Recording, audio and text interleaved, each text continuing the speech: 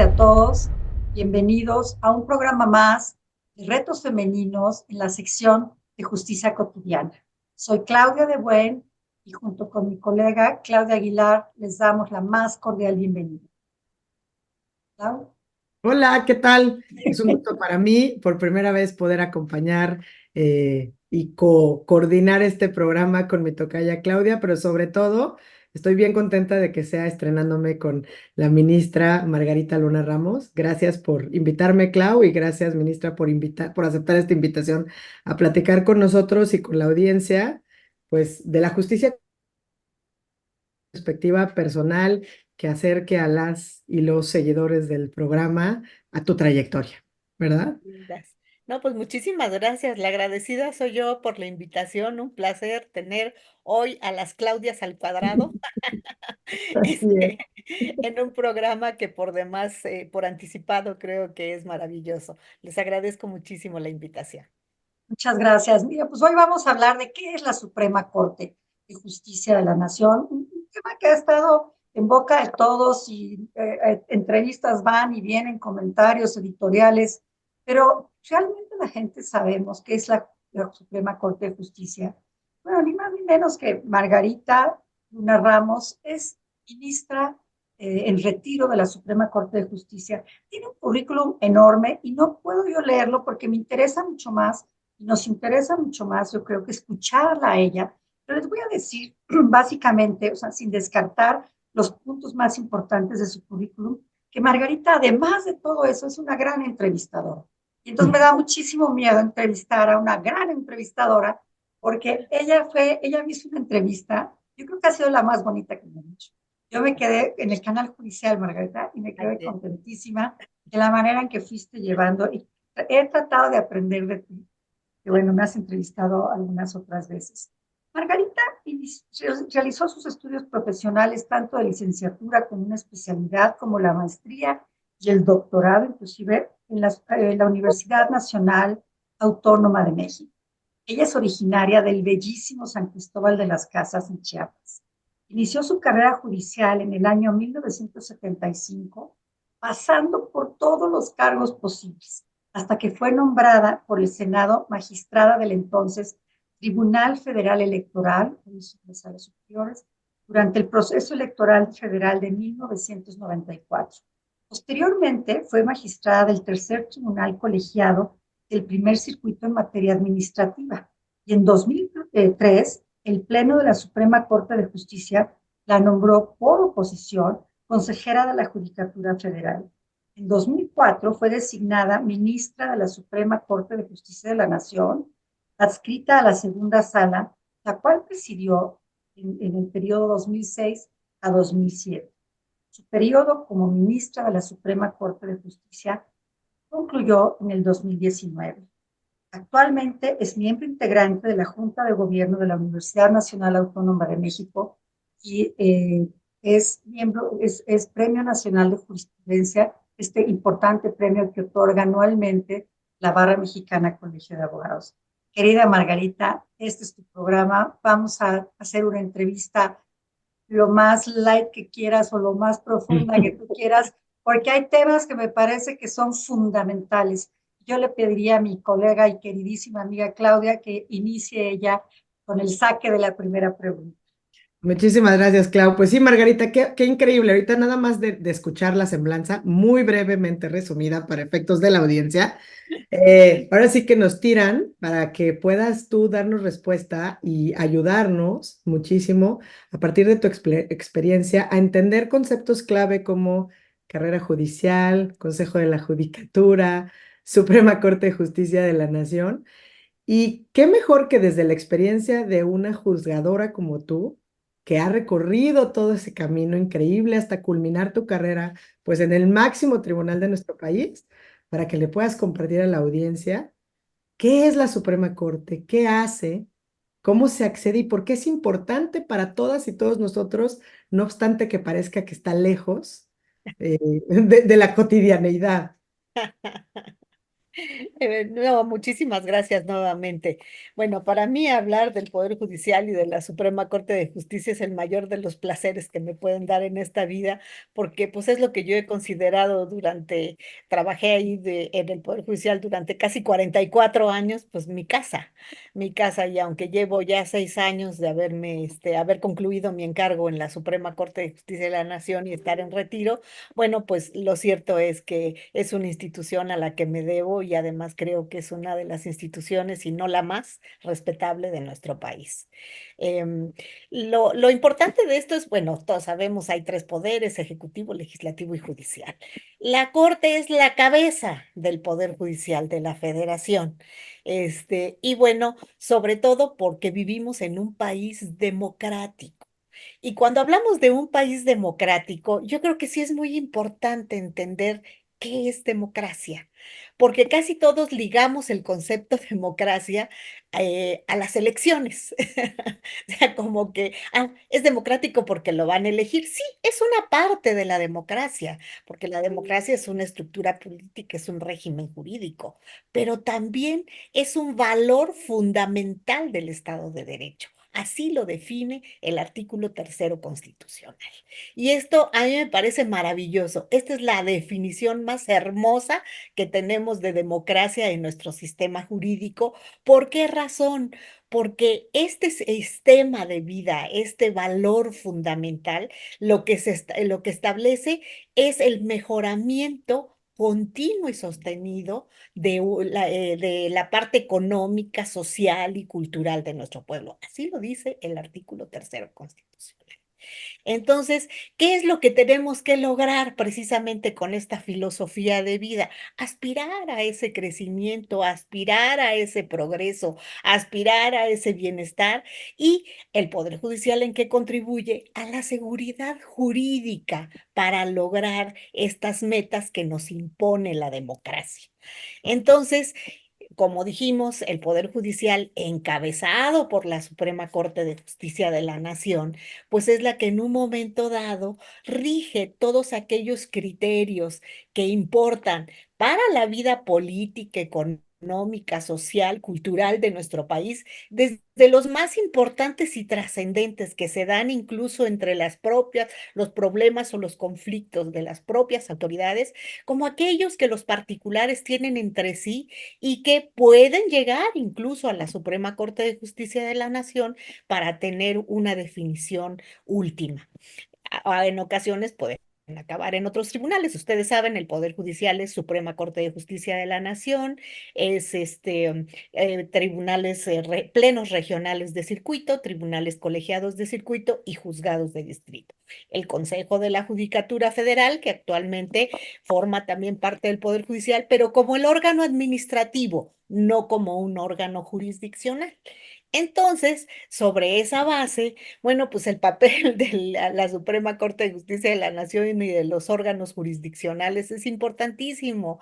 Son la columna vertebral de nuestra democracia, son lo que nos dan en un momento dado seguridad jurídica, paz social, la posibilidad de resolver nuestros conflictos de manera ordenada a través del mejor método, que es la aplicación de la ley y de la Constitución, y de nuestra jurisprudencia, por supuesto.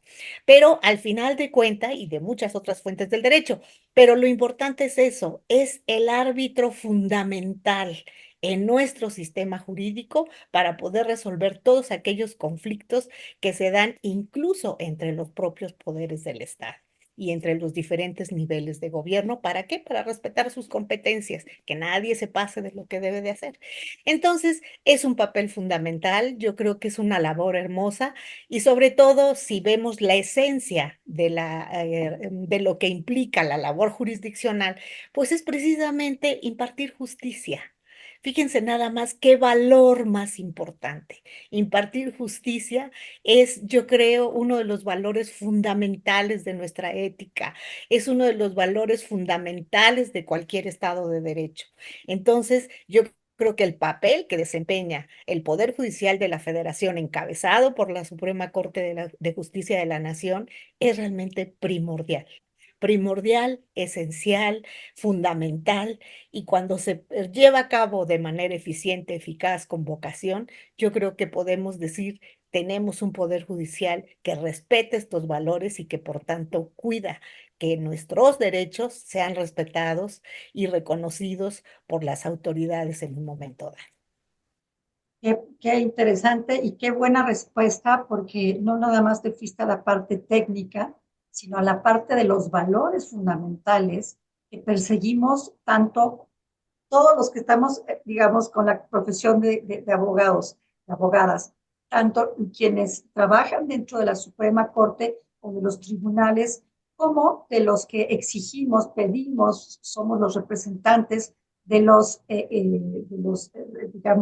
de los ciudadanos que requieren de la impartición de justicia. Qué padre respuesta, qué bueno, y yo estoy segura que está aclarando muchas dudas dentro del público. Y bueno, una pregunta que yo te tenía también importante es, ¿cuál es la función específica, ya no general, sino específica de la Suprema Corte? Porque un poco el tema ha sido que si revisa la constitucionalidad o si son juicios, la gente creo que debe de entender cuál es la función más importante que hace un ministro y que hace las salas y que hace el pleno de la Suprema. Sí, con mucho gusto, Claudia.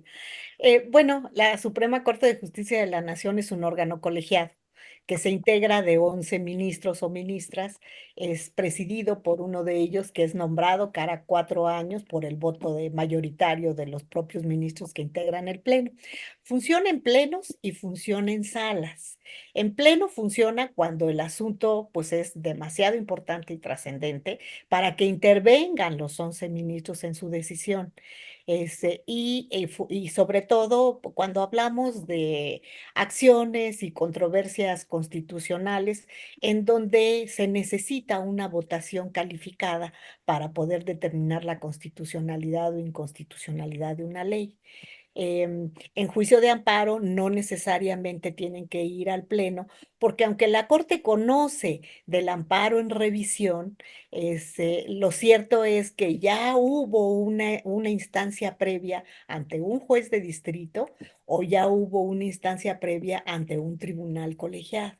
Es la revisión la que llega a la Suprema Corte de Justicia de la Nación, y como para el amparo no necesitamos votación calificada para en un momento dado determinar de la constitucionalidad o inconstitucionalidad de una ley, eventualmente pueden resolverse en las salas.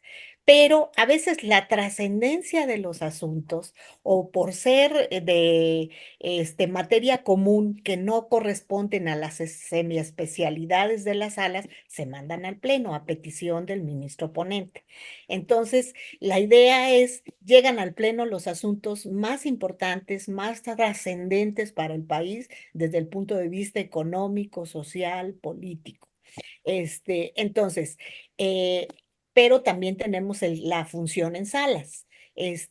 Tenemos la sala, la primera y la segunda sala. La primera es una sala semiespecializada en materia civil y penal, y la segunda, que es donde tuve el honor de estar integrada, conoce de materia administrativa y laboral. Entonces, si vienen juicios de amparo que se presenten ante juzgados o tribunales de estas especialidades, pues va a ir a la sala que le corresponda, salvo que el caso sea de tal trascendencia que amerite el conocimiento del pleno, entonces se pide que se eleve al pleno y es el pleno el que lo discute. Ahora, los asuntos que dicta la Suprema Corte de Justicia de la Nación, yo creo que en un momento dado tienen una gran relevancia, sobre todo porque existe la figura que ustedes conocen perfectamente bien, que es la jurisprudencia. Entonces, cuando la Corte emite ciertas decisiones con una votación calificada, ese asunto se convierte en jurisprudencia. Las consideraciones que en un momento dado son la base, el sustento del problema jurídico que se resuelve, se convierten en obligatorias, pero obligatorias piramidalmente hacia todos los tribunales del país. Entonces vean ahí en dónde radica la gran importancia de los criterios que va fijando la Suprema Corte de Justicia de la Nación. Por ejemplo, llega un asunto en amparo que viene de tribunales ordinarios porque llegó a un juicio de amparo directo a un tribunal, pensemos en un divorcio, llegó se emitió la sentencia correspondiente en el fuero común, fue apelada, entonces se van al amparo directo a un tribunal colegiado porque no estuvieron conformes con esa sentencia. Y pero en el momento en que hacen valer este juicio de amparo directo, promueven la inconstitucionalidad de alguna ley vía conceptos de violación y esto puede hacer factible, claro, esto es a juicio de la Suprema Corte de Justicia de la Nación, la posibilidad de revisar ese asunto ante la Suprema Corte de Justicia de la Nación, ya sea por las salas o por el Pleno en los casos que ya hemos mencionado. Si esta votación es del Pleno y alcanza 8 votos, es obligatoria para las salas y para todos los tribunales del Poder Judicial y para todos los tribunales de la República que Ah, tengan competencia en esa materia. Entonces, pues bueno, eso es lo importante porque no solamente van a llegar asuntos de gran trascendencia política donde las autoridades estén en conflicto, no, aquí estamos hablando de asuntos de particulares.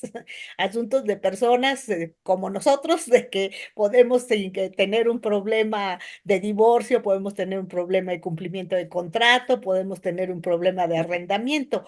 Es decir, ese tipo de situaciones es la que va a normar después, a través de la jurisprudencia, la actuación de los tribunales del país. Entonces, la importancia es enorme, enorme. sí, como no, Claudia tiene mucha experiencia en materia constitucional y yo me gustaría que plantearas tú, para ti, que la importancia dentro de tus litigios, Claudia, de la actuación de la Suprema Corte y que Margarita nos dé su perspectiva, su punto de vista. A ver, ¿qué se te ocurre? Gracias. La verdad es que cuando escuchaba la primera intervención de la querida Margarita, cuando nos hablabas del valor de la democracia más allá de lo electoral, ¿no? Porque al final del día, pues, no se agota en lo electoral, no se agota en acudir a las urnas, que me parece increíble y me parece increíble cómo nos hablas de la división de poderes, pero sobre todo la importancia de cada uno de estos papeles.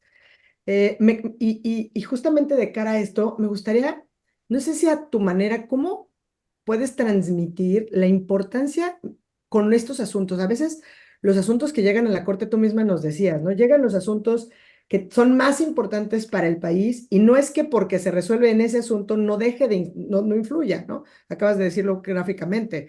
Y fijas un criterio de jurisprudencia y así resuelven. Pero estos asuntos que han sido, digamos, paradigmáticos en tu opinión personal, porque en esta trayectoria, en estos, sobre todo en el cierre de tu carrera, digamos, en la Suprema Corte de Justicia de la Nación, ¿cuáles 2 o 3 asuntos que a ti como jurista, como juzgadora, te dejan este sabor de boca increíble de decir, yo estuve ahí, yo participé y tuvo este poder transformador de acceso, de derechos, de libertades? ¿Cuáles asuntos nos podrías decir? 1, 2, 3, los que tú quieras compartir con nosotros.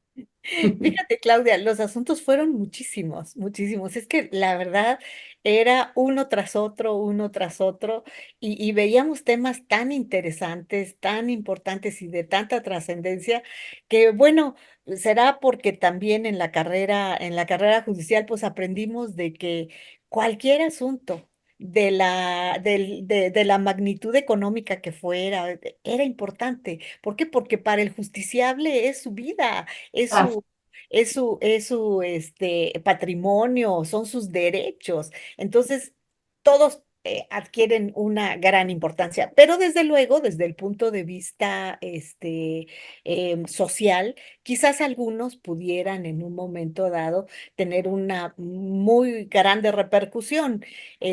Y pues es muy curioso porque de alguna manera algunos sí marcan un antes y un después. Y eso pues ha sido importantísimo. Yo creo que la Suprema Corte de Justicia de la Nación ha creado una doctrina constitucional que para mí fue importantísima y ahí tengo de veras el orgullo de decir, participé en muchas de las discusiones que se llevaron a cabo precisamente para la creación de esta doctrina en el amparo contra leyes, sobre todo para determinar cómo tenemos que analizar esta constitucionalidad. Y para mí fue un paso importantísimo, por ejemplo, cuando llegamos a establecer que recuerden ustedes que cuando estábamos en amparo contra leyes, pues teníamos que pensar siempre en el primer acto de aplicación y decían, no, pues ya se le fue el avión en el primer acto de aplicación y ya no puede, lo pudo haber combatido a lo mejor al principio como autoaplicativa, pero si no, en el acto de aplicación y no lo combatió y no fue el primerito. Bueno, cuando sacamos la tesis del ulterior acto de aplicación, una vez que había jurisprudencia de la Suprema Corte de Justicia de la Nación, y esto pues dio lugar a una serie de amparos que se llegaron a conceder con personas que realmente lo merecían y que realmente estaban en las posibilidades de que se les aplicara una ley inconstitucional y que por cuestiones técnicas anteriormente no se hacía. Entonces, a mí ese fue uno de los amparos que me encantó, que abrió mucho la puerta para eso. Por supuesto, hubo amparos complejos, pero hubo unos hermosísimos, sobre todo tratándose de género. Hubo unos bellísimos. A mí me encantó, por ejemplo, tener la posibilidad de decir, oigan, el problema de género no es solamente para defender a las mujeres. El entender la igualdad de género es para darnos a todos el acceso a la justicia en igualdad de condiciones. Y bueno, se percataron de eso cuando en la segunda sala nosotros llegamos a declarar la inconstitucionalidad, por ejemplo, de los artículos de la ley del ISSSTE y de la ley del Seguro Social. Sí, me En un acuerdo. momento dado lo que decían era, pues nada más pueden pedir pensión de viudez las viudas. Claro, Y cuando el viudo es un señor, no está en posibilidades de pedir pensión. ¿Por qué razón?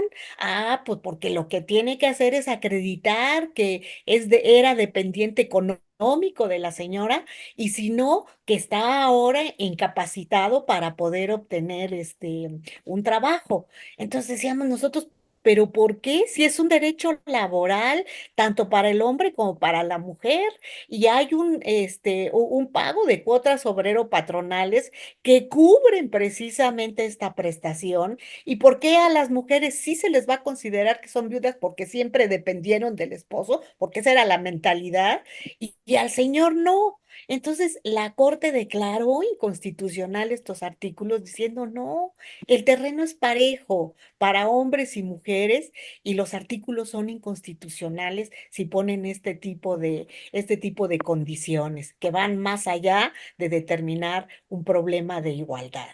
Otra situación muy bonita fue también cuando matizamos la jurisprudencia en materia laboral. A lo mejor Claudia de Buen se acuerda, la materia laboral de lo que les pasaba a las mujeres embarazadas. Las mujeres embarazadas, pues ustedes saben que pues, el patrón no siempre las considera muy redituables. Entonces decía, no, no, desde que llegas me firmas una hoja en blanco y si me juras por tu vida no embarazarte y si te embarazas, mira, aquí está tu renuncia. imagínate. Que así se manejaba y eso lo vimos en muchas ocasiones.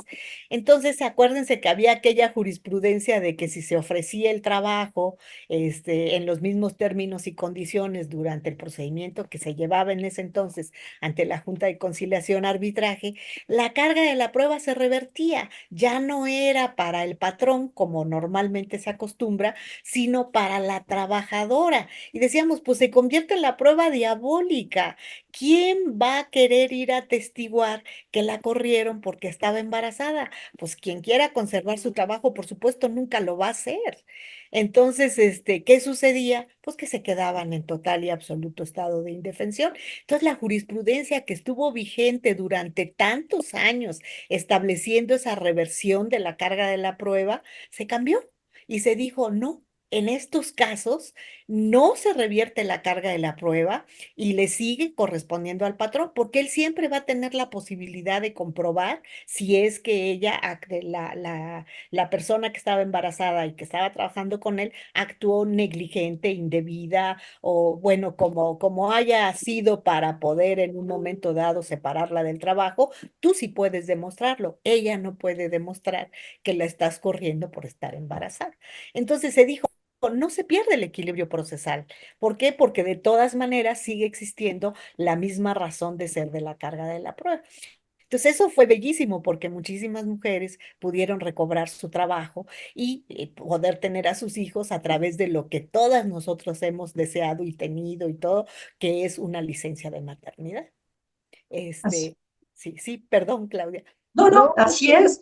Y conforme vas hablando, me voy acordando de temas y temas. Seguro te pasa a ti, Tocaya.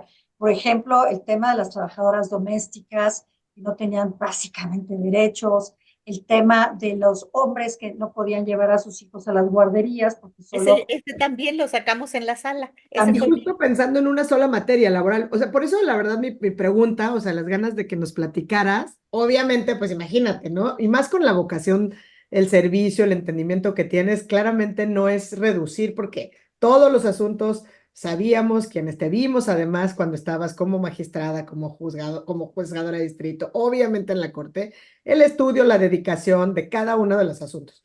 Pero la verdad es que para entender al público en general, quienes nos escuchan, que no necesariamente son abogadas, como que a veces esta visión que acabas de poner es súper importante para que entiendan cómo en nuestra vida diaria están inmersas las resoluciones de la corte, ¿no? Estos ejemplos que pusiste me parecen tan palpables y nada más en lo laboral, ¿no? O sea, que puedas tener tu pensión de viudez, que puedas llevar a tus hijos a las guarderías, que las trabajadoras domésticas tengan acceso a los servicios de salud.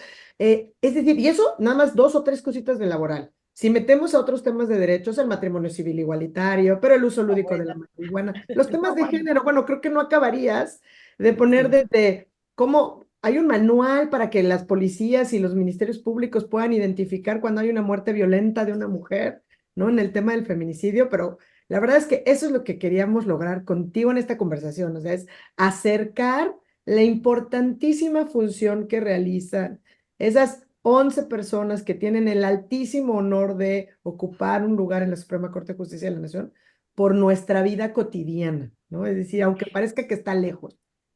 A propósito del programa, que es un programa, creo yo, muy dedicado a las mujeres y que ahorita hablabas precisamente de la materia familiar. Bueno, la jurisprudencia que emitió ahí, ha emitido la Suprema Corte de Justicia de la Nación es maravillosa.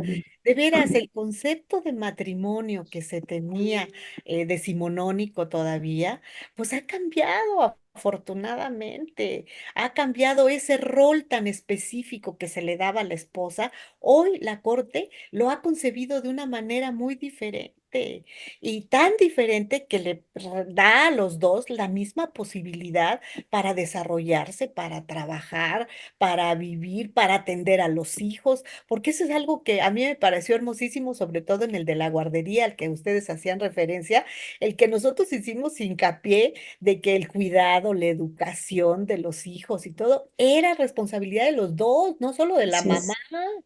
Y eso no se había entendido, pero sobre todo, bueno, hay cosas que hasta te dan risa. Algo, un asunto que a mí en lo personal me hace mucho chiste es el que es la definición del adulterio.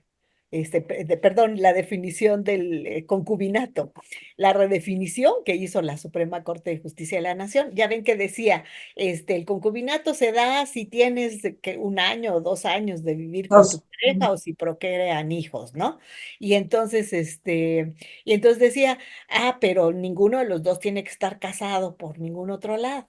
Entonces, ¿qué sucedía? Pues sí tenían el concubinato, podían tener hijos y a la hora que les pedían una prestación de alimentos o algo, no, pues ¿qué crees? Estoy casado, entonces No pues es no, concubinato. no se dio el concubinato. Entonces Sí, ahí me encantó la resolución de la primera sala, cuando les dice, a ver, momento, momento, dice, no nos vamos a meter, cada quien es libre de su desarrollo de su personalidad, como le claro, que quisieron vivir con dos mujeres al mismo tiempo, ok, cumples con tu responsabilidad por las dos.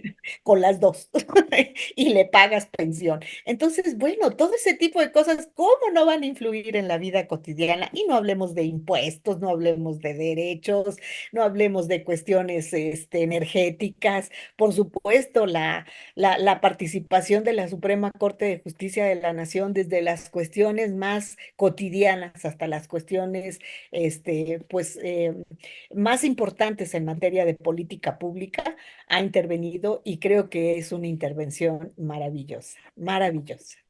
Sí, concuerdo. La verdad es que la Suprema Corte ha hecho al andar una serie de definiciones sobre estos cambios, porque además se va adaptando al rol que tenemos que jugar las personas y este rol que nos enseñaron cuando éramos jovencitos, que tú te dedicabas a los hijos y llega el marido y te decía, ¿te puedo ayudar? A ver, ahora es, no me ofendas, ¿cómo que me puedes ayudar? Entonces, de Me los tienes que dos. ayudar. O sea, más bien, oye, a ver, ¿qué hago yo y qué haces tú? ¿No? Y ya lo empiezan a entender sobre todo los jóvenes, ¿no? Los jóvenes recién casados. Yo sí veo que mis sobrinos y mis chavos así de la edad de mis hijas, sí traen el rollo de yo participo directamente en la crianza y cocino y lavo y hago. Me encanta, porque nosotras no sé, mi querida Clau, que es mucho más joven, pero nosotras teníamos una doble labor, o triple cuando dabas clases. La jornada de trabajo más la jornada de la casa, que no es Sí. cosa menor, es muy Que cansado. también la entendió la Corte muy bien, Exacto. porque ahorita esto es algo que la Corte definió en una jurisprudencia. Ah, si tú no te pudiste desarrollar profesionalmente o te desarrollaste profesionalmente, pero además tuviste la labor de la casa, tienes una doble jornada laboral y sobre eso tiene que haber una compensación. Entonces, Exacto. digo, más influencia en la vida cotidiana, la Suprema Corte de Justicia de la Nación lo establece. Yo que me dedico a derecho de familia, en el despacho hacemos laboral también mucho. Todos estos criterios nos han favorecido enormemente a nuestros clientes y aclararle a ellos cuando no entienden por qué le van a tener que dar a la señora una parte de los bienes que se crearon durante la vigencia del matrimonio. Entonces, a ver, pero es que no es que tú le regales, es que ella sea una parte, es una Claro, sociedad. Ella claro, era la socia que trabajaba en la casa y tú eras el que producía acá. Y esa sociedad, pues, se tiene que sí. definir, ¿no? Pero qué interesante, ¿no? No sé si quieras algo de los temas de género, Clau, que también pues, tú eres una experta en esta materia. Sí, pues creo que lo acaban de poner igual sobre la traes un hilo y luego el hilo conductor surge espontáneamente, ¿no? Porque la verdad es que la constitucionalización del derecho de familia, pero para transformar socialmente el entendimiento de lo público, lo privado y los roles de género, me parece que la Corte ha sido un parteaguas para hacerlo y además me parece que en los últimos 15 o 20 años a lo mucho, porque realmente esto empezó a acelerarse, claro, con el paradigma de los derechos humanos, pero sobre todo en estos temas de género, lo decías muy bien hace unos instantes, ¿no? Obviamente el tema laboral que no te cesen en tu trabajo si te embarazas, pero lo que tiene que ver con el débito conyugal, o sea, o entre cónyuges también fue súper importante. Pero a mí me gustaría que abordaras, a lo mejor, si estás de acuerdo, Margarita, porque esto lo hace mucho más personal, ¿no? Estos temas de género, cómo una misma se va deconstruyendo cuando te enfrentas con los casos, porque al final eres una mujer profesionista que como nos compartía Claudia cuando te presenta, ¿no? Desde el 75 estás en la carrera judicial, Es ¿no? que ya estoy viejita. No es por eso, No, pero tú misma tuviste que ver cómo cambia, cómo se va transformando la sociedad y cómo te vas transformando tú como parte de la sociedad. Y Esa pregunta es importantísima, Claudia. Te voy a decir por qué. Fíjate que Cuando yo entré al Poder Judicial en 1975, entré como oficial judicial. Yo llegué a la Suprema Corte de Justicia de la Nación como secretaria de estudio y cuenta en 1984. Y salí de juez en 1986, recién cumplido los 30 años. En esa época, las mujeres que llegábamos a ser juezas de distrito o magistradas de circuito, pues ya eran mujeres más grandes o mujeres que no estaban casadas. Entonces, yo debo decirles que no había licencia de maternidad para las funcionarias jurisdiccionales. Yo tuve a mi primera hija siendo juez de distrito. Yo salí de vacaciones el 14 de diciembre, y el día 2 regresé a trabajar. Mi hija nació el día que salí de vacaciones, el 14 de diciembre. Y yo el 2 de enero estaba trabajando de nuevo, porque no teníamos vacación, no teníamos licencia de maternidad. Cuando nació la segunda, yo ya era magistrada. Y ahí acababa de llegar al primer tribunal, al cuarto tribunal colegiado en materia laboral. Y me acuerdo que teníamos un asunto muy importante sobre salarios mínimos, y nos dicen de la presidencia de la Corte, sé que Margarita se va a ir en cualquier momento, a tener a su bebé. Entonces nos dicen, jamás nos dieron una línea de resolución, ni mucho menos el respeto absoluto a la autonomía y la independencia de los jueces. Y dijeron, lo único que les queremos pedir es que lo resuelvan los tres magistrados, es decir, resuélvanlo antes de que se vaya Margarita. Entonces, no, yo dije, ni se preocupen, estábamos a fines de enero y le digo, el asunto está listado para el próximo miércoles, que todavía no acaba el mes y mi fecha de parto es el 10 de febrero, entonces alcanzo perfecto. Ah, muy bien.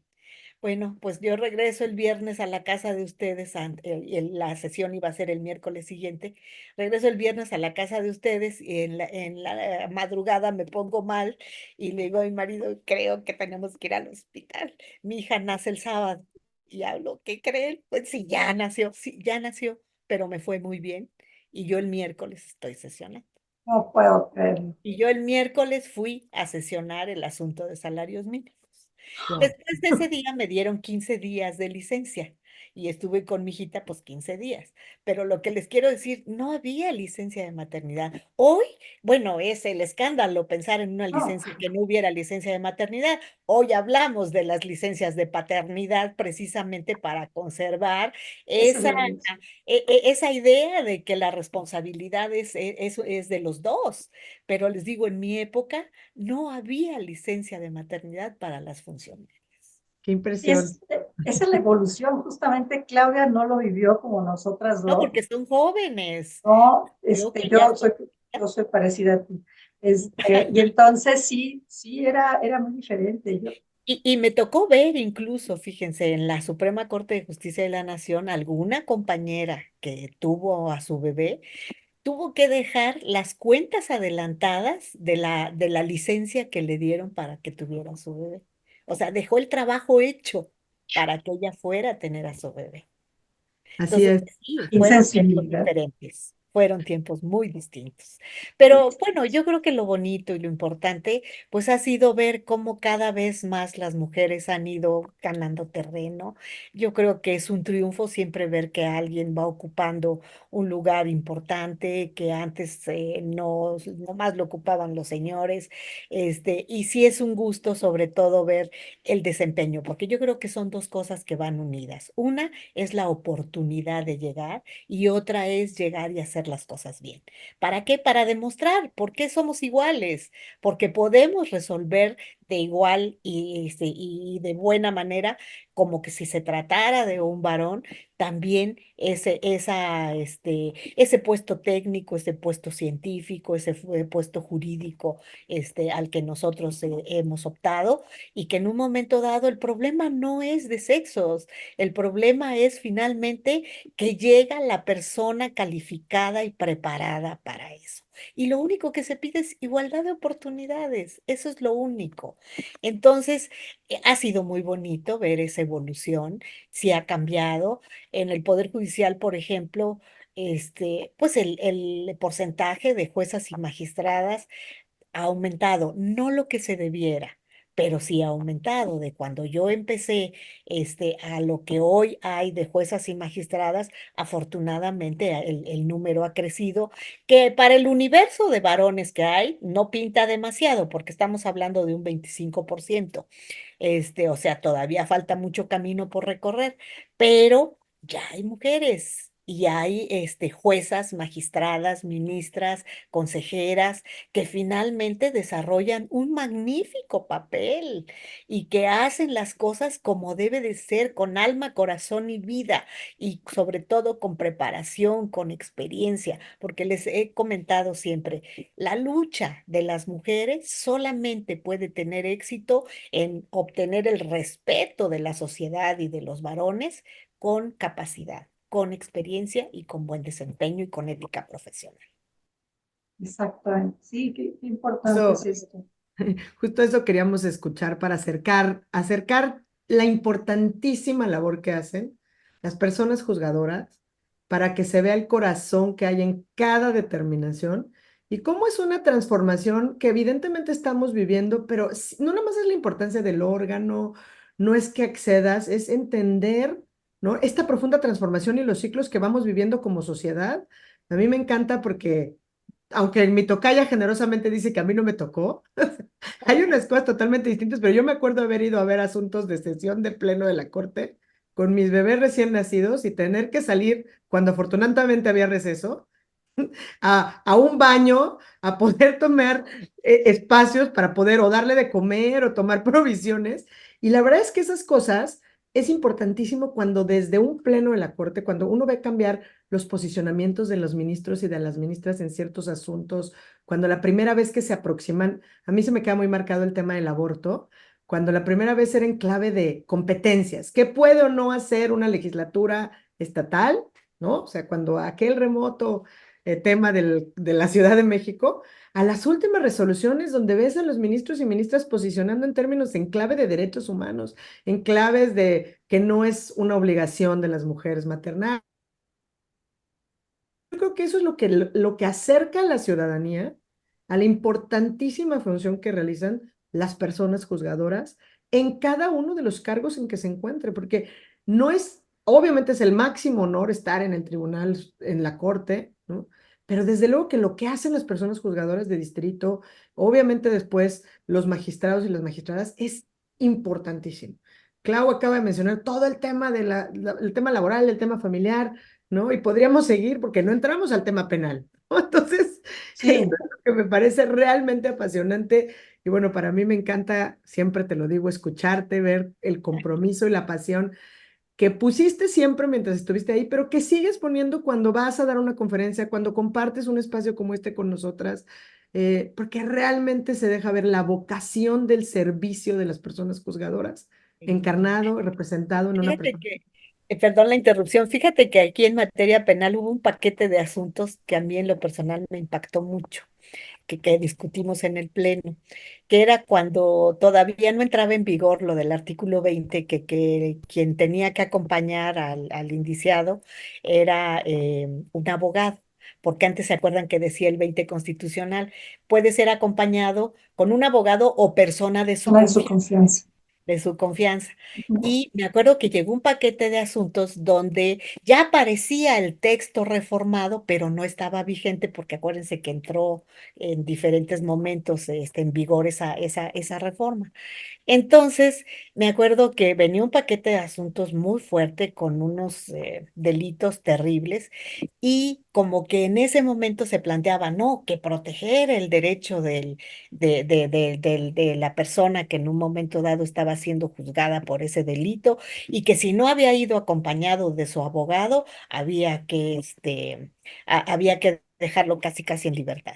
Y entonces, y yo sí me opuse terriblemente y les digo, a ver, nada más quiero platicarles el primer caso de los que estamos viendo. Les digo, llega el esposo de la secretaria a la casa de la señora con la que trabajaba su esposa. Toca el timbre, le abren porque lo conocen, es el esposo de la secretaria. Entra y con un arma blanca, amaga a la abuela que estaba con un niño de 7 años y un bebé y dos muchachas. la amaga queriéndole quitar dinero, cosas de valor. El niño corre por el monedero de la mamá y le dice, aquí está el dinero de mi mamá, no le hagas daño. Delante de él le corta el cuello. Hiere a una de las muchachas, la otra corre por la parte de atrás y llama a un vecino y cuando éste está saliendo lo detienen. Y yo le dije, ¿y él va a salir libre diciendo que una reforma que todavía no ha entrado en vigor, para el respeto de los derechos humanos? Sí, esos son, Que ahí hay que sopesar también. por eso hay que justificar las Ese resoluciones. fue un paquete de asuntos que en lo personal me impactó mucho, mucho. Impresionante. Sí, sí, porque Sí, por temas de naturaleza procesal, por un mal manejo debido, inexperto quizá de la misma autoridad, ya sea de la fiscalía o del juez del conocimiento, no se va a impartir justicia. Entonces, es sí. donde se tiene que hacer una ponderación de lo que está pasando y una revisión de lo que se tiene enfrente. No se puede dejar salir a una persona digamos, donde existe una absoluta certeza de que cometió el delito, o sea, hay que, Estaba infraganti prácticamente. pero normalmente agarran buenos abogados, ¿no? Entonces, abogados marrulleros que ya se saben formulita, pues es donde tenemos tantas situaciones que la gente se queja. Y fíjate, Margarita, ahorita está muy de moda el tema del Poder Judicial y si los ministros eligen, los ministros, magistrados, jueces, tanto locales como federales, se eligen de forma democrática, o sea, como tú hablabas, la distinción en el principio, o de qué es lo que tenemos que hacer para que sean los mejores juzgadores. Que yo no sé, es un tema muy complicado porque el método de selección, a mí el que hay ahorita no me gusta, porque hemos tenido experiencias, pues no de las mejores, aunque también hemos tenido grandes experiencias y grandes juzgadores. La gran mayoría son extraordinarios, ¿no? Pero yo sí creo que tiene que haber muchísimo más, un estudio mucho más profundo, un análisis mucho más profundo, y sí tiene que ser gente que de verdad tenga experiencia, de preferencia carrera judicial, que tengan conocimientos, que tengan, si puede ser, esa experiencia académica también. O sea, tendrían que tener como una serie de características y los nos, ¿verdad? No haber sido nunca sentenciado, etcétera, etcétera, los nos que ya sabemos, pero los sí tienen que ser muy importantes, si no, 5 años de experiencia y punto, como está la reforma. Me parece que se estaría perdiendo totalmente el tema de la carrera judicial, que es fundamental, el respeto que se le tiene que tener. Aquí que tú fuiste tantos años miembro del Poder Judicial hasta llegar al máximo tribunal, ¿no? Y fue Pero un gran honor. imagínate pues lo que puede suceder si se abren elecciones de manera popular, ¿por quiénes vamos a votar? O sea, yo incluida que estoy metida en el medio y que conozco muchos juzgadores y vamos, como colegas míos que quisiera, seguramente van a querer también acceder, ¿qué vas a votar?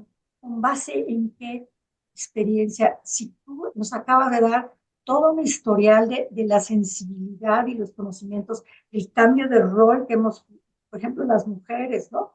Este cambio de rol que a través de los años hemos tenido que hacer, pero no nada más entenderlo como juzgadores, ustedes, nosotros, abogados, sino como personas para poder defenderlo en su momento o resolver temas en ese sentido. O sea, esto es una transformación muy importante y yo tengo mucho temor que esto se apruebe de esa manera. ¿Qué va a pasar con todo, con el Poder Judicial local y federal? O sea, todo. ¿Qué va a pasar si, Sí, sí, digamos, sí es un riesgo grande. Lo cierto es que yo creo que todo sistema de nombramiento es perfectible. En cualquier sistema jurídico es perfectible. Quizás el sistema de nombramientos que existe en este momento, a lo mejor, como tú dices, tú no estás de acuerdo con él, puede no ser el idóneo. Pues hay ocasiones en que ni siquiera hay una terna, el presidente de la República manda una persona, la califica el Senado y esa es la que llega. Em, en el Poder Judicial de la Federación, lo que pasaba era que para los ministros de la Suprema Corte de Justicia de la Nación había una regla no escrita que se respetó durante mucho tiempo, que fue que los ministros iban uno de carrera y uno de No, fuera.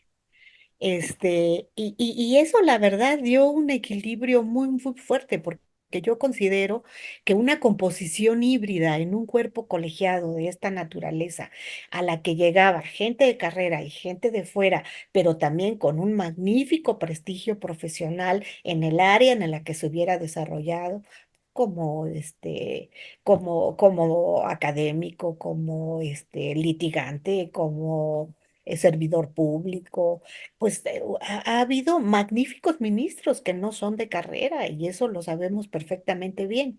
Pero esa conjunción del ministro de carrera y el ministro que viene de otras ramas del estudio del derecho, yo creo que era buena porque era conjugar realmente los puntos de vista desde el enfoque que cada uno profesionalmente traía de acuerdo a su formación. Y eso ayudaba y ayudaba muchísimo a claro, mejorar, a superar, a crear resoluciones que realmente en un momento dado podían ser benéficas para la sociedad. ¿Por qué razón? Porque a lo mejor, como dicen, el ministro de carrera, pues está acostumbrado a hacer las cosas con una metodología, con una manera de verlas, y a lo mejor el ministro que viene de litigio, pues está viéndolo desde otro punto de vista y nos dice, ah, pero puede suceder esto otro. Quizás eso yo no lo había pensado. Entonces, ¿qué es lo que pasa con todo eso? O cuestiones que a lo mejor el ministro de fuera no tomaba en consideración, pues el ministro de carrera, pues por técnica, por forma de aplicación, por criterios ya muy desarrollados. Entonces, esa combinación para mí era muy, muy, muy buena para enriquecer el debate. El sistema de nombramientos por votos, pues la verdad es que nada más les pongo un ejemplo. em, si te van a operar, te van a quitar un tumor canceroso en cualquier parte del cuerpo, ¿qué quieres? ¿Al cirujano más calificado para que te lo quite? El que te hayan dicho que es el mejor, el que veas que es una gente prestigiada, seria, ética, o vamos a votar a ver quién te va a quitar el tumor del cerebro? Pues es una cuestión similar. claro. Es una cuestión similar. O sea, ¿qué buscamos? Pues yo creo que son dos cosas muy diferentes cuando hablamos de representatividad. Nuestro país es un país representativo y por supuesto, la elección popular de los poderes ejecutivo y judicial se justifican plenamente porque representan a una porción de la propiedad, de la población. Pero cuando hablamos del desarrollo de un trabajo técnico, de un trabajo de estudio, de un trabajo de preparación, de un trabajo de experiencia, donde están en juego tus derechos, tu libertad, tu patrimonio, ¿quién quieres que te lo resuelva? ¿El Desde ciudadano luego, el o mejor el perfil. profesional? Sí, Ahí está el quiz del asunto. pues creo que nos queda para una pregunta corta, querida Clau. Sí, yo creo que más que pregunta, la verdad es que pues más bien nos encantaría escucharte en un mensaje como que, pues ahora sí que de despedida para la audiencia en el marco de lo que está pasando, eh, desde tu experiencia, los años de vida impartiendo justicia, lo que nos compartiste con tu familia, todas las experiencias profesionales y compartidas, digamos, en estos momentos, tal vez un tema más personal, ¿no? ¿Cómo tú lograste este equilibrio entre los ámbitos de la vida que te permiten pues estar aquí compartiendo lo de tu vida personal, tu vida profesional, esta pasión que tienes en ambas cosas, ¿no? Porque más creo que es lo que se nota, ¿no? Una persona íntegra en toda la extensión de la palabra, con esta gran pasión de juzgar, de compartir, de servir al pueblo de México y desde luego pues volcada también en una increíble familia, en tus hijas, en tu esposo al que siempre hace referencia como un gran aliado. Yo nada más te pediría eso, como que un mensaje para Mira, nuestra... yo creo que no me costó tanto trabajo, quizás en ese sentido fui muy afortunada. ¿Por qué razón? Porque yo no tuve que batallar con un esposo que tuviera problemas conmigo para decir, ay, no quiero que trabajes o se pusiera celoso porque fuera progresando o algo. No, yo me casé con un hombre que afortunadamente eh, siempre gozó mis triunfos, fue el hombro donde lloré mis fracasos, mi mejor amigo, mi confidente, y bueno, una persona con la que nos sentimos a gusto, estemos en donde estemos, que afortunadamente Dios nos dio la oportunidad de hacer nuestra familia y que pues todavía vivimos juntos, y con salud, que eso es lo importante, pero que al igual, él en su desarrollo profesional también siempre se sintió realizado y que para mí, cuando yo iba de acompañante para lo que él hacía, él trabajó mucho tiempo en bancos, y íbamos a los congresos que él iba y todo, y yo iba de acompañante, como él me acompaña a todos lados, y nunca le importó en un momento dado que fuera a veces él con el esposo de a lo mejor de la otra consejera o de una de las ministras, eran los únicos dos señores, pero él siempre estuvo. Entonces, yo no tuve que batallar mucho en ese sentido. Lo cierto es que sí me casé con una persona, yo creo que con una mentalidad más abierta, una mentalidad más progresista en ese sentido, y bajo esos cánones educamos a nuestras hijas en la idea de que no es que tengan que llegar a pelear, ni mucho menos, no, simplemente hacerse respetar, algo que en un momento dado no va con los cánones que están ellas acostumbradas a tener en cuanto a las relaciones familiares, pues hasta aquí llegamos. ¿Por qué? Porque no es lo que en un momento dado estamos nosotros acostumbradas a tener. Entonces, lo cierto es que no fue un gran mérito, Clau, no fue, más bien no fue ningún mérito, fue precisamente el ser muy afortunada de haber encontrado a un hombre íntegro, a un hombre con una mentalidad bonita y con la que pues ha sido pues el compañero de mi vida y con el que he formado a mi familia y con los que hombro con hombro hemos luchado por un destino amable para nuestras hijas. Ay, qué padre cierre. Yo de verdad les agradezco, bueno, a ti, mi compañera de entrevistas, Claudia, nos estamos estrenando con la mejor. Qué padre diálogo, qué bonito, que te conocemos y yo sé que lo que dices es absolutamente cierto, que no estás mandando una imagen, que no estás fingiendo, él es tal cual hoy te escuchamos, yo he estado en tu casa y así es esta relación con tu esposo queridísimo y con tus hijas y estoy muy contenta con esta entrevista, supongo que mi amigaza también. Y gracias, Margarita. No sé si quieras agregar algo para el cierre.